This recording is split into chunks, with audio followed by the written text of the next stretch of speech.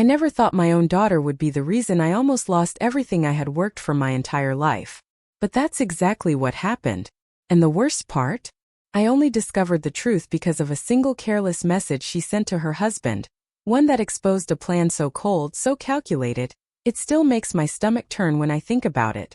It all started on a rainy Sunday afternoon. I was sitting alone in the living room sipping tea, listening to the steady drumming of rain against the windows. My daughter Emily had left her phone charging on the coffee table while she went upstairs to grab something. I wasn't the kind of mother who snooped around in her children's business. In fact, I respected her privacy more than she ever knew. But that day the screen lit up with a new message, and the words on it froze me in place. Once we get the deed transferred, she won't have any way to fight us. We'll finally have the house. I blinked, convinced I must have read it wrong. The message was from her husband, Ryan. My throat tightened. My heart slammed so hard against my chest that I could barely breathe. I leaned forward, reading it again. There was no mistake. They were talking about me. About my home. About the very place my late husband and I had built with our own hands, brick by brick, memory by memory. I sat frozen, every sound in the house magnified. The ticking of the old clock, the rain hitting the roof, the faint creak of Emily's footsteps upstairs. Panic clawed at me. Should I confront her? Should I wait? My fingers trembled as I quickly snapped a photo of the message with my own phone before the screen went dark. A part of me prayed I had misunderstood, but deep down I knew the truth. My daughter and her husband were plotting to steal my home. When Emily came back downstairs, she was smiling, humming softly as if nothing in the world was wrong. I forced a smile, but my stomach churned. Every word she spoke felt like poison dripping into my ears. My mind was racing, torn between rage and heartbreak. This was my child, the little girl whose scraped knees I had bandaged, whose tears I had wiped away, whose future I had sacrificed everything for. And now she was planning to take the one thing I had left. That night I couldn't sleep. I lay awake replaying everything, from Emily's sweet smile to Ryan's fake politeness at family dinners. Suddenly, the subtle hints made sense, their constant questions about the property, their sudden interest in legal documents, the way Ryan had once joked about how this house would be perfect for us. At the time I had brushed it off. Now I saw it for what it really was, a strategy. The next morning I decided to dig deeper. If they thought I was going to hand over my home without a fight, they were gravely mistaken. I began watching them more closely, pretending everything was normal while secretly looking for clues. I checked my files, my mail, my bank statements, anything that could hint at what they were planning. At first, nothing seemed out of place. But then, tucked away in a folder Emily had left on the desk, I found something that made my blood run cold. It was a copy of my property deed. Not the original, but a photocopy. And at the bottom I saw faint pencil marks around the signature line. As if someone had been practicing forging my handwriting. I staggered back, my vision swimming. My own daughter and her husband weren't just talking about stealing my home. They were already preparing to do it. I clutched the paper in my hands, anger rising like fire in my chest. But I couldn't just storm into their room and accuse them. If I played this wrong, I could lose everything. I needed proof. So I waited. And I listened. Every whispered conversation, every suspicious look between them, I stored it all inside me like ammunition. For days I lived with the unbearable weight of a secret that was eating me alive. I had to act normal, cooking meals, laughing at small talk, pretending nothing was wrong, while inside I was screaming. Then one evening I heard them arguing behind closed doors. Their voices were muffled but sharp, laced with urgency. My heart pounded as I leaned closer to their door. Ryan's voice cut through the walls. "We need to make her sign it soon. She's not going to live forever, and the longer we wait, the harder it will be." Emily's reply was softer, almost guilty but still terrifying. "I know, but she's my mother. I don't want to hurt her." Ryan snapped back. "This is bigger than your feelings, Emily. Once the house is ours, everything changes. Just think about our future." My hands shook as I covered my mouth, trying not to make a sound. My own flesh and blood standing just feet away, debating how to rob me of everything I had left. My body felt cold, my knees weak, but my mind was sharper than it had ever been. If they thought I was weak, they were wrong. They had underestimated me. But just as I was gathering courage to confront them, something happened that turned my fear into full-blown terror. The very next morning I walked into the kitchen, and on the table sat a legal envelope addressed to me. My heart stopped. Emily and Ryan were already one step ahead. And inside that envelope was a set of legal documents. My fingers trembled as I pulled them out. At the top of the first page, bold and unmistakable, were the words, "Transfer of property ownership." The room spun. I forced myself to sit down before my knees gave out. My name was there, typed neatly in the section labeled Current Owner, and right below it in thick black ink were Emily and Ryan's names listed as recipients. There was a line at the bottom for my signature waiting like a trap. Tears welled up in my eyes as I realized how deep their betrayal went. This wasn't just talk anymore. They had drawn up the papers. They were ready. All they needed was for me to sign, and I would lose everything: my home, my memories, my independence. Just then, Emily walked into the kitchen. She froze when she saw the envelope in my hands. For a split second, her face showed something I had never seen before: pure guilt. But just as quickly, she masked it with a soft smile. "Oh, Mom," she said, her voice too sweet, too rehearsed. "Ryan and I thought it would be easier for you if the house was in our name, for the future. You wouldn't have to worry about paperwork if something happened." Her words cut into me like a knife. She wasn't even ashamed. She was spinning it as if it was for my benefit. My throat burned, but I forced myself to stay calm. I couldn't let her know I already understood everything. "That's very thoughtful of you," I said quietly, folding the papers and tucking them back into the envelope. My voice was steady, but inside I was shaking. I needed time to think, to plan. If I exploded now, they might tighten their grip. I had to outsmart them. For the next few days, I pretended to go along with their plan. Emily would casually bring up the documents over dinner, asking if I had looked them over yet. Ryan, smug as ever, acted like it was only a matter of time.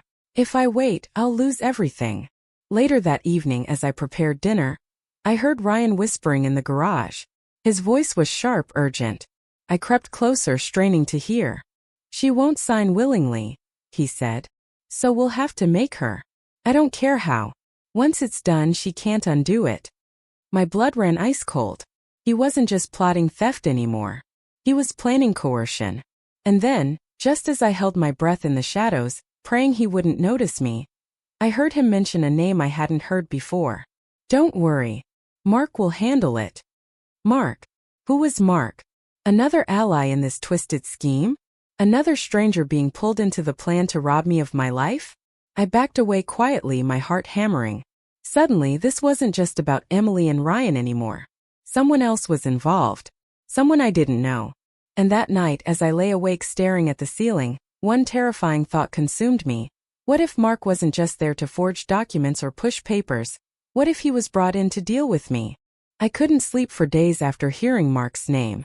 I felt like a trapped animal, listening for steps that might mean the end of everything I owned. I started my own quiet investigation, the way I used to when my husband and I were younger and tougher and had to solve problems ourselves. I went online and searched for Mark, with Ryan's last name. I looked through neighborhood forums, old phone books, even the community bulletin board at the grocery store. Every lead felt small, but I followed them like a bloodhound follows a scent. One afternoon I found a scrap of information, a mention in a comment thread about a Mark Collins, who did odd jobs and paperwork for local families. The comment was old, but the photo attached looked like the same face I had pictured in my mind the night I overheard Ryan say his name. I printed the page and studied the picture until the edges blurred. He looked older than Ryan, with a lined face that had seen hard living. There was something in his eyes in that photo that made my stomach tighten. He looked bored and dangerous at the same time.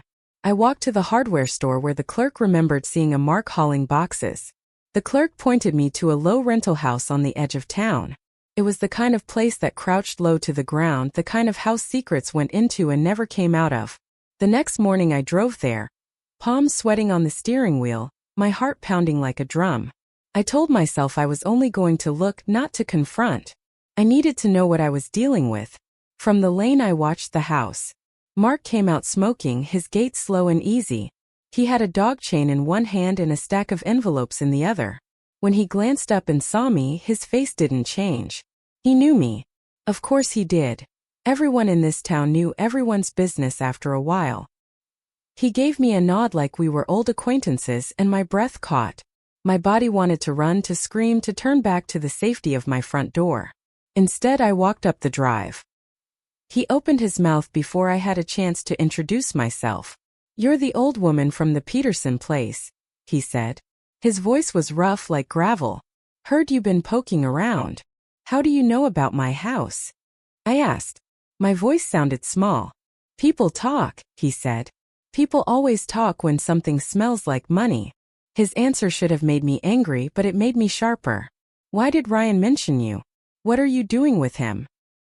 He shrugged and took a drag of his cigarette. "You don't want to get in the middle of things, ma'am. Some horses aren't worth racing." I felt fury rise, a volcanic rage I tried to smother.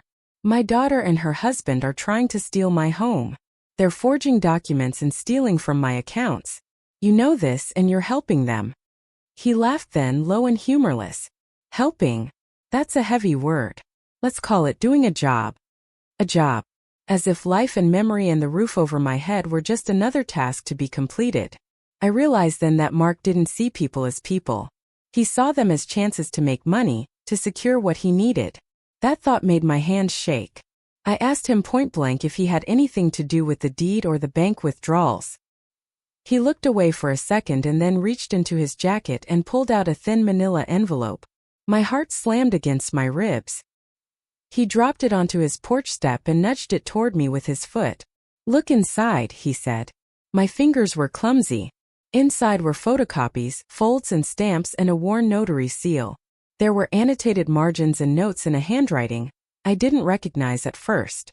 And then my eyes fell on a line of type that stopped my breath cold. It referenced an old agreement, something about a transfer contingent upon certain medical stipulations, signed years ago in a clinic I visited when my husband was sick. I flipped the papers and my stomach went cold because among them was a copy of a signature that looked like mine, aged and blurred, and a date that sat like a guillotine blade above it. "How did you get these?" I whispered. Mark shrugged. "You should be asking Ryan. He had access. He likes people with loose ends." My hands trembled as I thought of Ryan with his calm, practiced face, the way he moved at family gatherings like a man who believed he owned everything in the room by right. If those copies were real, if that signature was mine and that date was legitimate, then my options were shrinking by the second. I felt the breath leave my body, but then a different thought hit me, wild and burning. There are always cracks in a lie. Forgers make mistakes. Photocopies obscure things. Ink fades. Maybe this was an attempt to trap me, to make me think I was powerless so I would fold. I looked back at Mark, trying to see the seam of his confidence. "You worked for my husband once, didn't you?" I said slowly, remembering an old name that had been whispered after my husband died. "You knew him?" Mark's eyes flicked with something like surprise and then something else, regret. "I knew him a little," he said. "Long time ago. People have old debts." "That's not an answer," I said. "You're either with them or you're not. Which is it?" Before he could speak, a car pulled up across the street and slammed to a stop. Ryan stepped out, sudden and sharp, his face like a knife. He looked at Mark and then at me, eyes narrowing. For a moment the three of us stood frozen in the aching light. Ryan smiled, not the warm smile of a family man, but the slow smile of someone who knows a game is going his way. "Glad you brought company, Mark," he said. "We were just talking about getting everything finalized." I felt the world tilt. How long had they been planning this, if they were already speaking of finalization in front of me like this was a picnic? My legs went weak. Mark straightened as if getting a cue. He flicked his cigarette away and stepped toward me. "You need to be practical, ma'am," he said. "You don't have much time. Sign the papers and it's done. Resist and things get messy." I looked from Mark to Ryan to the envelope in my bag where my lawyer's number hovered like an anchor I could pull. I thought about the bank withdrawals, the photocopies, the way Ryan had spoken of me like I was already a thing, not a person. Every smile he gave me dripped with arrogance, as if he already owned my life. But while they plotted, I began preparing my own counterattack. I visited the local courthouse, quietly requesting certified copies of my original deed. I also made an appointment with a lawyer, an old friend of my late husband's, who promised me he'd help me protect my property. The entire time I felt like I was walking on a tightrope, one wrong move and they'd know I was onto them. One evening I overheard Ryan whispering again. This time he wasn't talking to Emily. He was on the phone. "She'll sign it," he hissed. "Trust me. She's too soft to resist. And even if she pushes back, we've got another way." Another way? My chest tightened. What did he mean? What other way could there be? My mind raced through horrifying possibilities. Would they try to trick me with a fake signature? Or worse, force me to sign under pressure? That night I barely slept. My nerves were raw, my thoughts dark. I couldn't believe I was lying awake in the same house as my daughter and her husband, knowing they were plotting against me. Every creak in the hallway, every shadow outside my window set my heart racing.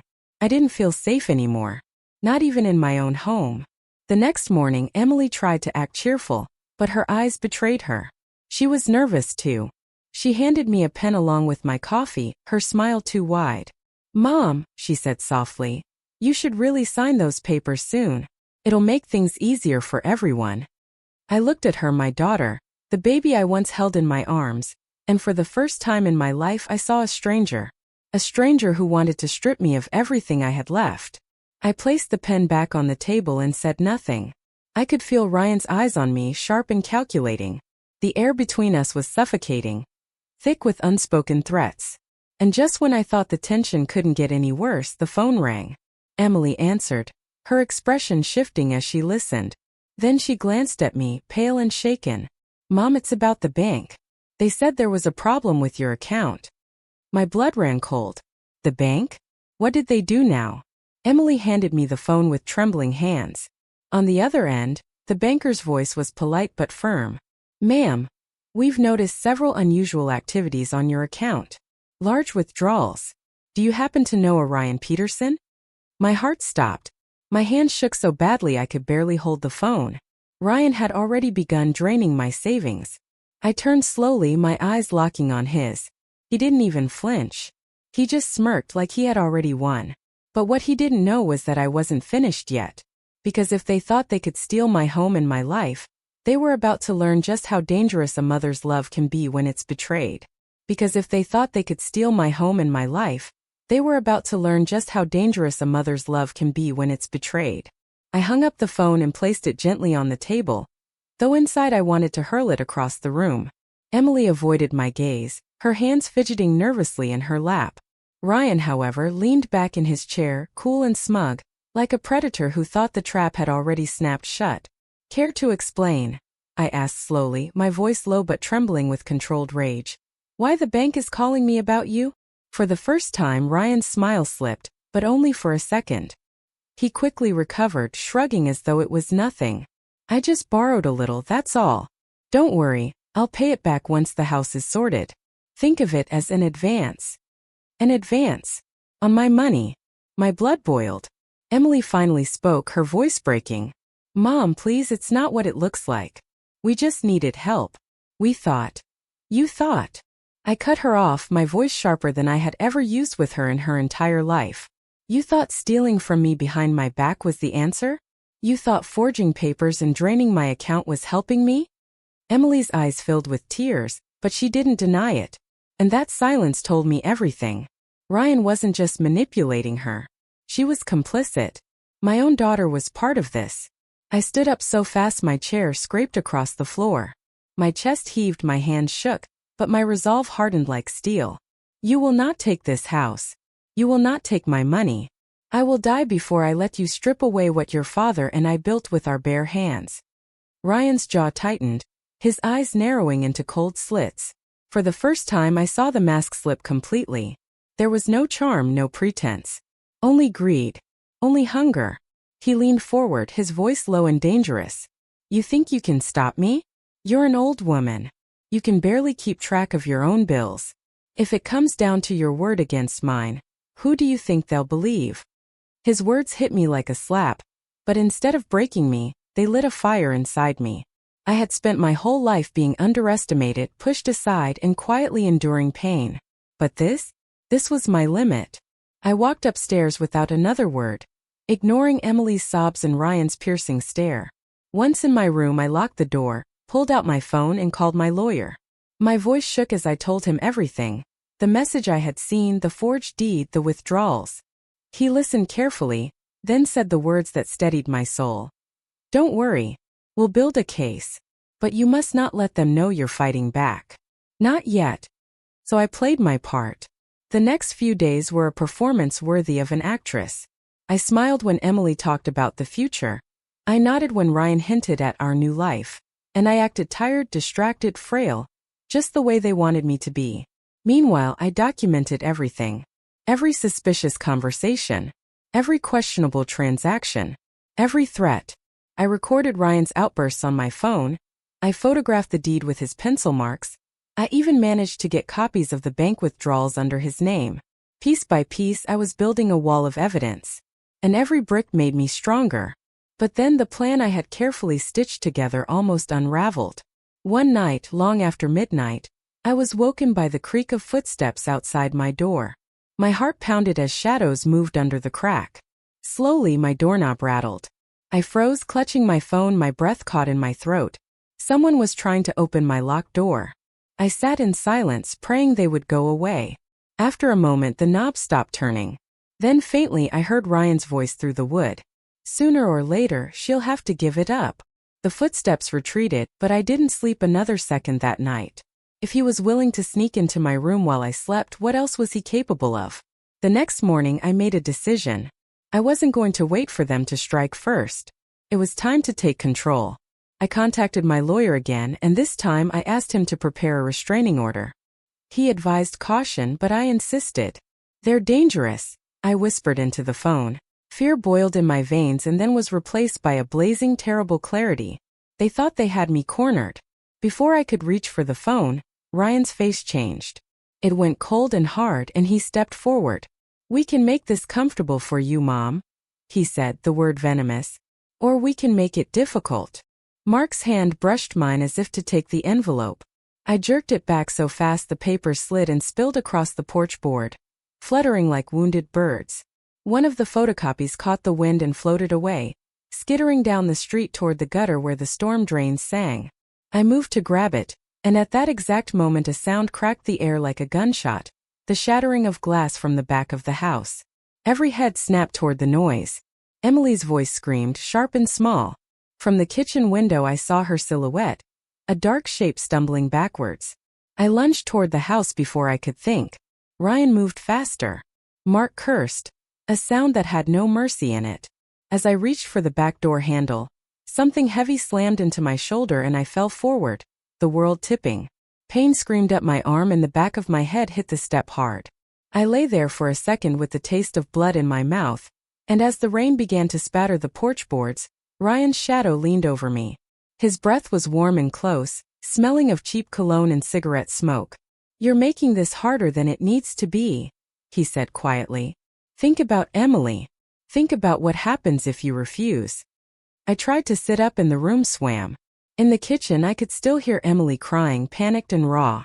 The photocopy I had chased lay face up near my shoe.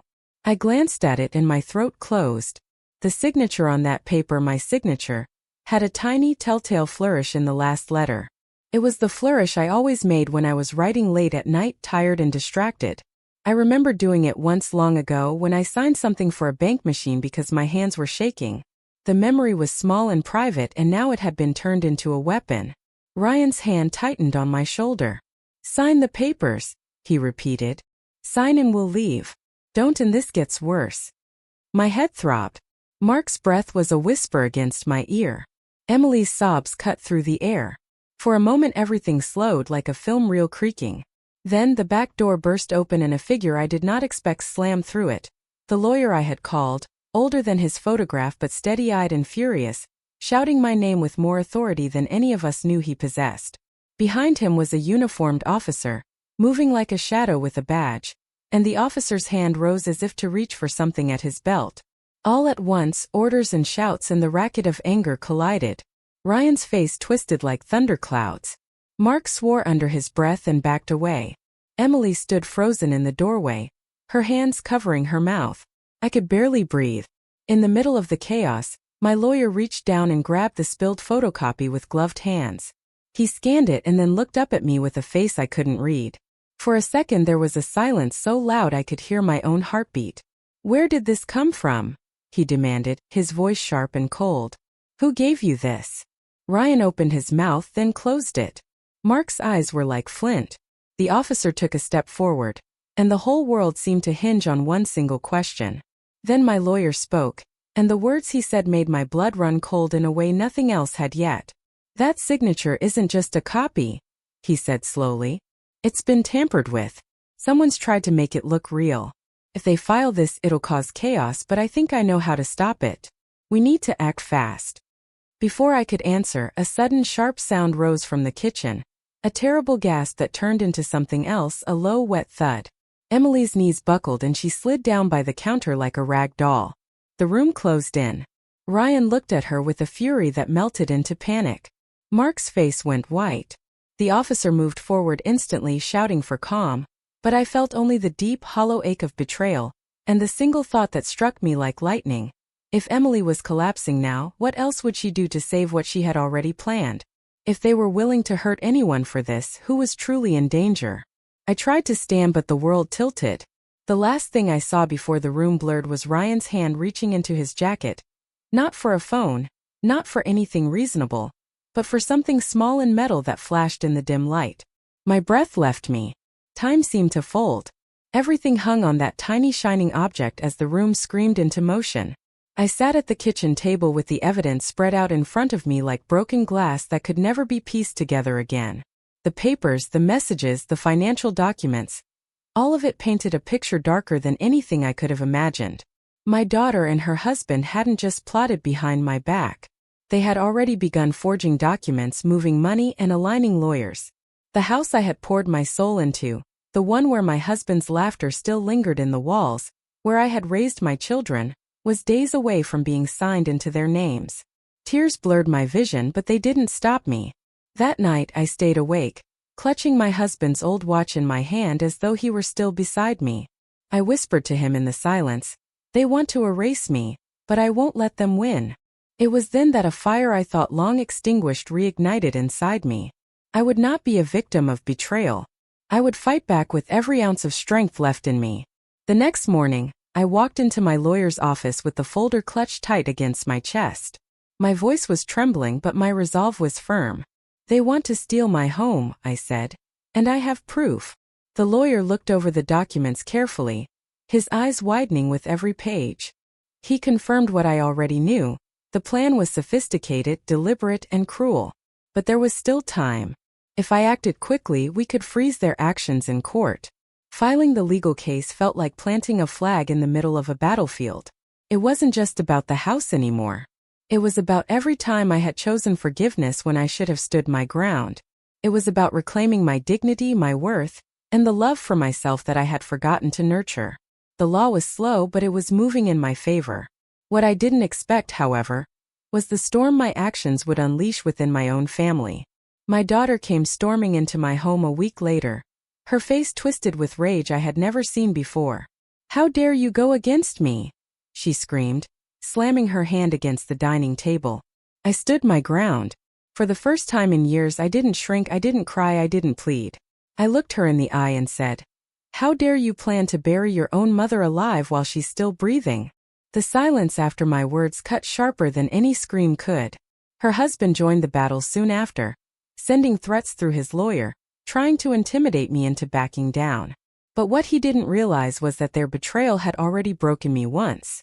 There was nothing left they could take from me except my resolve, and that was something I would never surrender. With every threat they threw my way, my heart grew harder, stronger, and more unyielding. The case dragged into court, where their lies were laid bare in front of strangers. Watching them squirm under the judge's questioning was like watching masks peel off to reveal the monsters beneath. And then came the moment of truth. The judge slammed the gavel down and ruled in my favor. The house would remain mine. Their forged papers, their schemes, their greed, all of it collapsed in one thunderous strike of justice. But victory tasted bittersweet. My daughter didn't come home with me after that. She didn't hug me, didn't apologize, didn't even look back. She walked out of that courtroom with her husband, her arm linked with his, and I realized I had lost more than I had saved. The house was mine, but my daughter's love, if it had ever truly been there, was gone. That night, I sat in my living room surrounded by the quiet hum of the home, I had fought so fiercely to protect. My heart ached, but in the ache was also a strange peace. I finally understood something I had been too blind to see. Family isn't defined by blood alone. Family is defined by love, loyalty, and respect. And if my daughter chose betrayal over her own mother, then maybe she had never truly been my family in the first place. I lit a candle on the mantel and whispered again to my late husband, "I did it. I kept our home safe. They can't take it from us." For the first time in months, I slept without fear clawing at my chest. The pain of losing my daughter would never fully fade, but I walked forward knowing I had defended my dignity, my truth, and the life I had built. The lesson burned itself into my soul that night. Betrayal can come from the ones you love most, but survival comes from the strength you never knew you had. I had been broken, tested, and nearly erased, but I rose scarred yet unshaken, and I claimed what was mine. And though my daughter's absence carved an emptiness in my heart, I chose to fill that space with resilience, self-respect, and the quiet courage of knowing I had survived the unthinkable. And in that quiet I realized something shocking. Sometimes, losing someone you thought you couldn't live without is the only way to remember who you truly are.